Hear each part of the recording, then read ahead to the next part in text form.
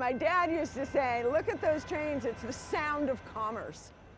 So that's what it sounds like to me. Claire Petrich has served as a Port of Tacoma commissioner for 24 years. The Port of Tacoma has always considered itself an economic engine for Pierce County, and that has not changed. What has changed is the sheer size of that engine, adding billions into the economy each year, tens of thousands of high-paying jobs, burgeoning to the point the port joined forces with Seattle. And because we've combined our resources, we're able to make long-term investments that will allow us to compete with Vancouver and not just steal business back and forth away from each other. Investing in projects like the $500 million Terminal 5 modernization near West Seattle, fit for the next generation of ships. They're going to be the sizes of a few football fields.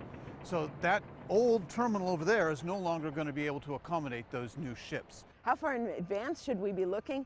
Absolutely, you have to be looking out about 50 years or so. It was that forward thinking from a past Port of Seattle commission that opened the Puget Sound to cruise ships. It was a build it and they will come, and they did. 20 years ago, 6 ships came in.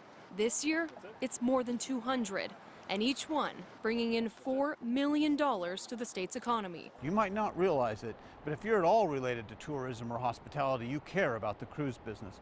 If you are at all related to technology, you care about SeaTac Airport.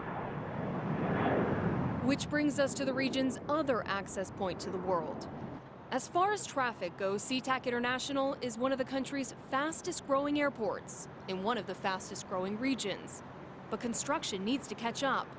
The Port of Seattle is building a brand new international terminal. But it's way late, and it's hundreds of millions of dollars over budget. Driving home the responsibility that falls on every port commissioner to handle growth and handle with care. By air, by land, by sea. Simone Del Rosario, Q13 News.